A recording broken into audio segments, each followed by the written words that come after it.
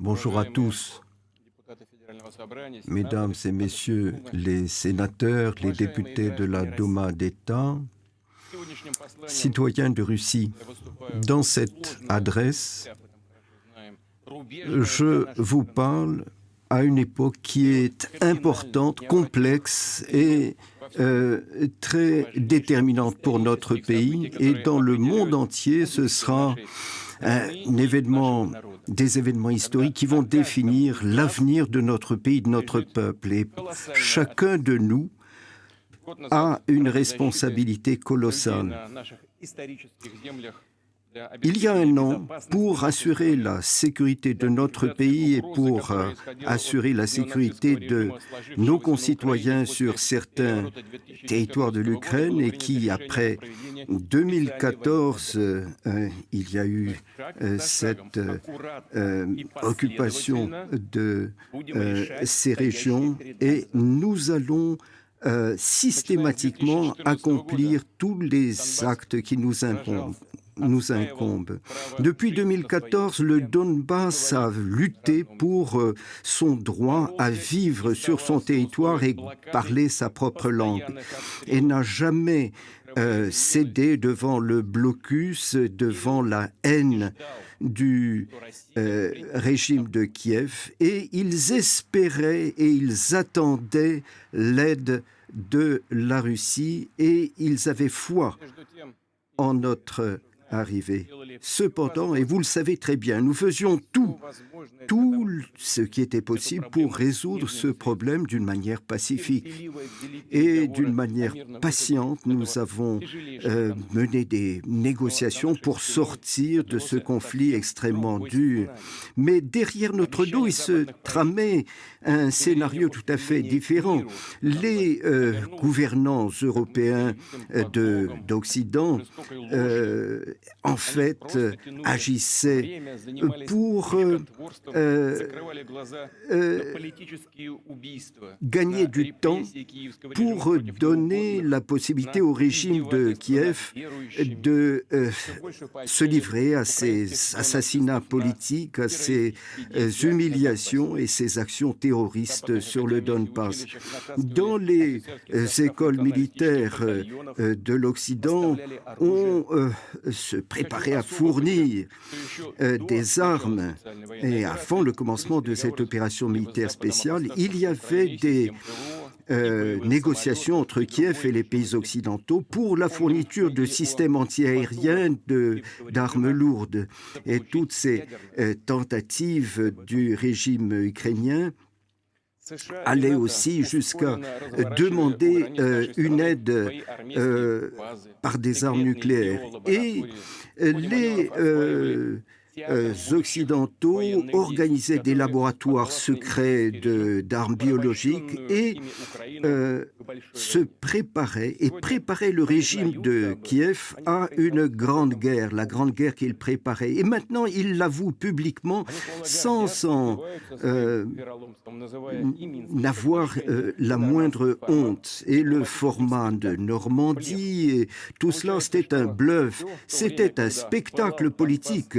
Et pendant que le sang coulait dans le Donbass, et la Russie, très sincèrement, cherchait une solution pacifique, il jouait sur la vie et la mort des hommes, et il jouait avec des cartes faussées.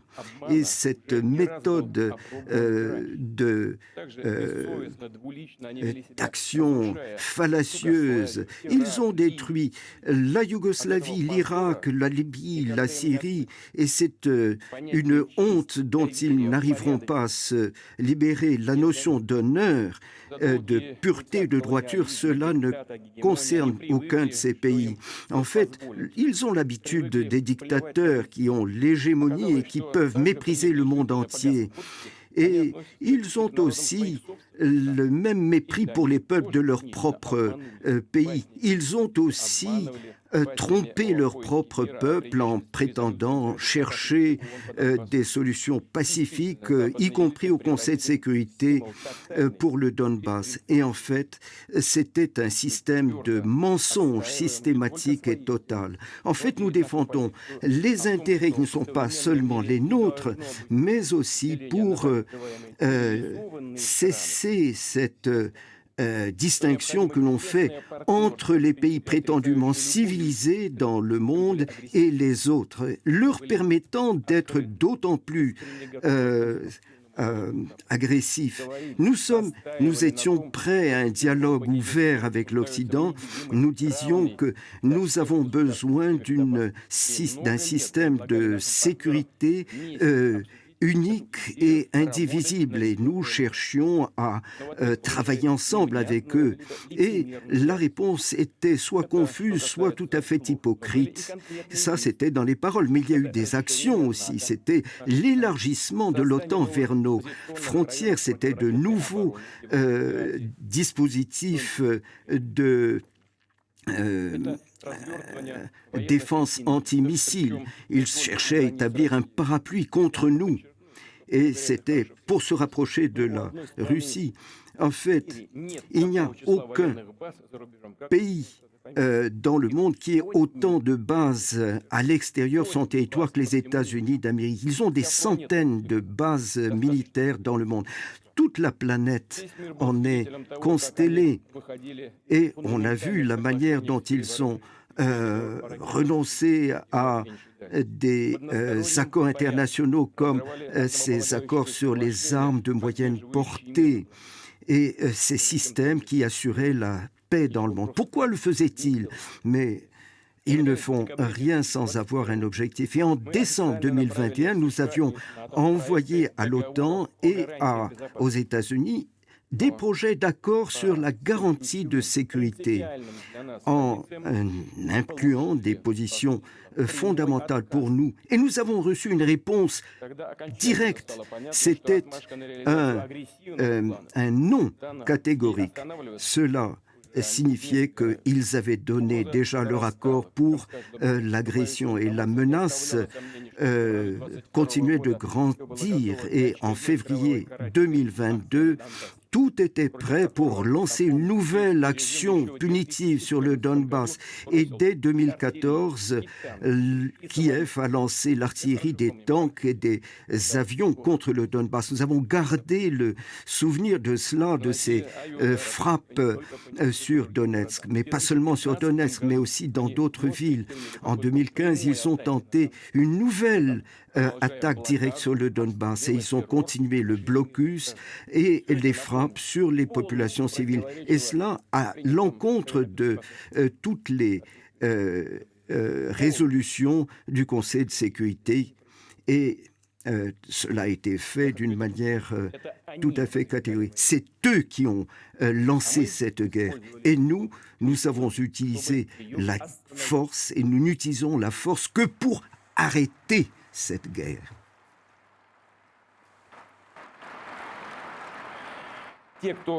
Ceux qui avaient envisagé une nouvelle attaque sur Donetsk, sur le Donbass et sur Lugansk, ils comprenaient que la suite, c'était une attaque sur la Crimée et Sébastopol. Nous en étions conscients, et nous savons ces objectifs qui sont dits tout à fait ouvertement par Kiev.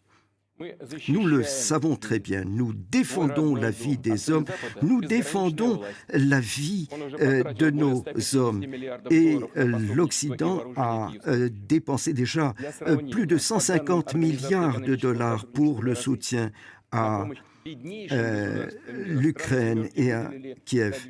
Et en 2021, il n'y a que 60 milliards de dollars qui ont été versés pour apporter un soutien aux pays les plus démunis. Donc, on comprend bien, 150 milliards contre 60. Et il s'agissait que ces pays qui recevaient cette aide, ils devaient se soumettre entièrement aux volontés. Et ces flux d'argent pour la guerre ne s'arrêtent pas. Et on cherche à fomenter des troubles dans différents pays du monde. Lors d'une conférence récente à Munich, il y a eu des attaques contre la Russie. On avait l'impression que cette conférence n'avait été réunie que pour faire oublier tout ce que le prétendu Occident a lancé au cours des dernières années. Des régions entières ont été lancées dans le chaos. Les experts américains eux-mêmes disent qu'à la suite des guerres, et ce n'est pas nous qui avons inventé ces chiffres, c'est les Américains qui les fournissent.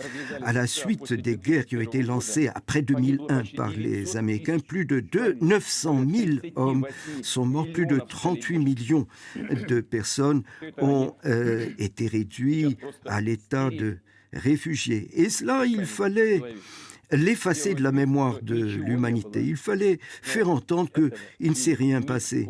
Or, personne n'oublie cela, personne ne l'oubliera. Et donc, ces tragédies et ces tout cela, on l'oublie parce qu'il y a des trillions de dollars qui sont en jeu pour mettre en place des systèmes prétendument démocratiques, mais qui sont en fait des systèmes autoritaires. Il faut créer cette image de l'ennemi et faire oublier les scandales de corruption qui sont constamment présents et qui découlent des problèmes internes, économiques et en fait, au début du XXe siècle, les projets des pays occidentaux ont ouvert la voie aux nazis. Et maintenant, c'est un projet aussi qui se reproduit. On voit ce projet qui revient, cette destruction de la Russie en lui arrachant l'Ukraine. C'est un rêve qui avait été celui de l'Autriche-Hongrie, de l'Empire allemand. Et en soutenant le putsch de 2014 qui a été anticonstitutionnel, qui était contre l'État, c'était comme si rien ne s'était produit. C'est la russophobie qui constitue la base idéologique de tout cela. Ce sont les brigades spéciales des forces ukrainiennes et on a honte d'apprendre que ces unités spéciales ukrainiennes se sont intitulées Edelweiss du nom de ces unités allemandes qui ont occupé. Et l'on voit les symboles SS qui sont repris par les Ukrainiens et ce sont sur les chars ukrainiens des insignes et des emblèmes néo-nazis. Et on voit bien de qui il se réclame. Et on peut s'étonner qu'en Occident, personne ne remarque cela. Pourquoi? Mais en fait, ils s'en foutent. Excusez-moi du terme. Ils s'en fichent parce que ce qui compte, c'est la lutte contre la Russie. Ce qui est important, c'est que le combat se fasse contre la Russie. Et donc, on peut utiliser tout ce qui vous tombe sous la main. C'est les terroristes, c'est n'importe qui vu qu'ils portent les armes contre la Russie. Le projet de l'anti-Russie fait partie de ce projet de revanche contre la Russie, création de foyers de conflit aux frontières de notre pays. Et ce sont les mêmes objectifs qui sont poursuivis depuis le XXe siècle. C'est orienter l'action contre la Russie, contre l'Est. Nous ne faisons pas la guerre au peuple ukrainien. Nous savons que ce peuple a été l'otage du régime de Kiev et de ses patrons occidentaux qui ont en fait occupé politiquement, militairement et économiquement ce pays. Ils ont détruit l'industrie ukrainienne, ils ont pillé les ressources naturelles et ils ont assuré une dégradation sociale et une augmentation des inégalités. Et là, il n'est pas difficile d'avoir de la matière première pour lancer des actions militaires.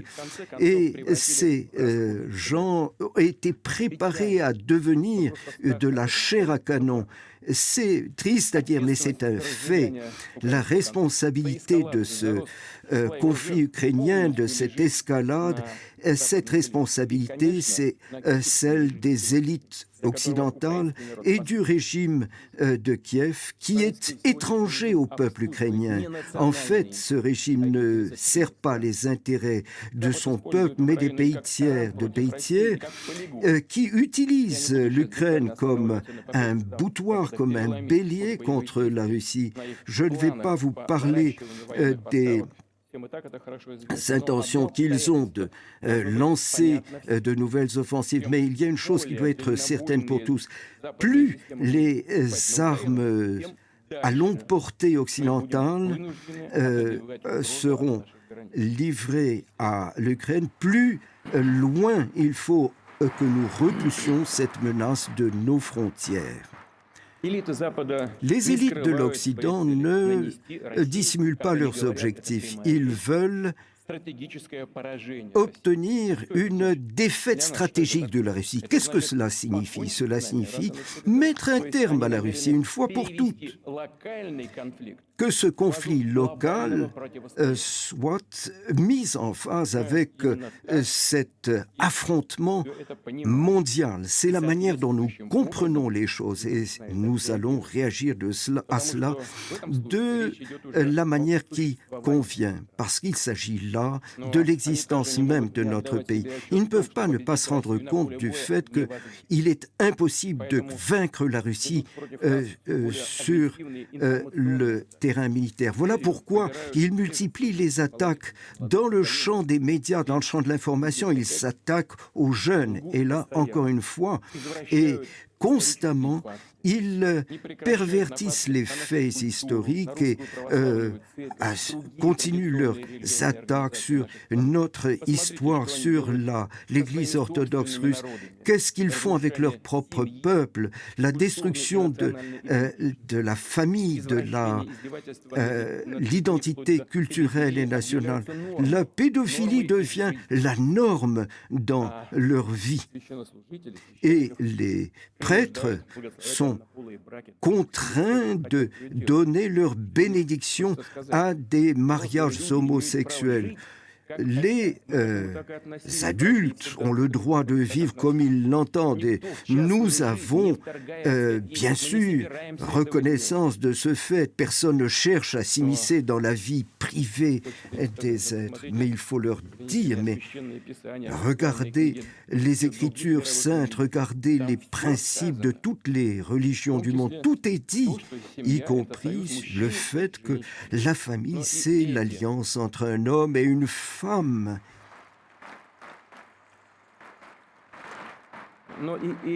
Mais même ces textes sacrés sont l'objet de mise en doute.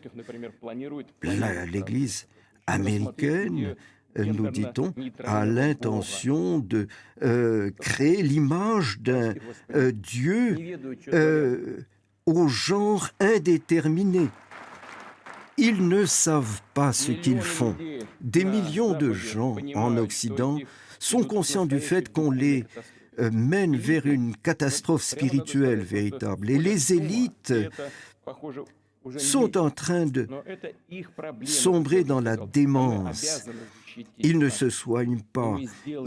C'est leur affaire. Mais nous devons défendre nos enfants contre cette dégradation et donc contre cette dégénérescence.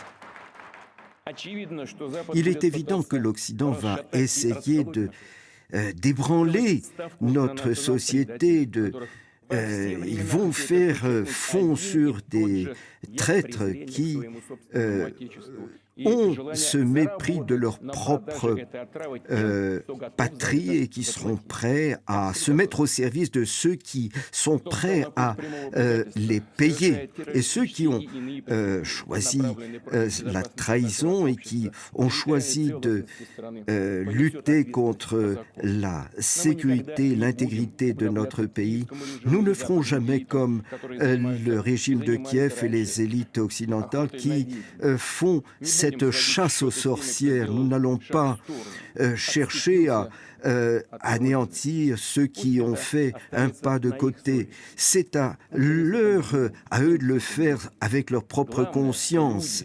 C'est eux qui auront ce poids sur leur conscience. Mais il faut que le peuple de Russie, les citoyens, soient capables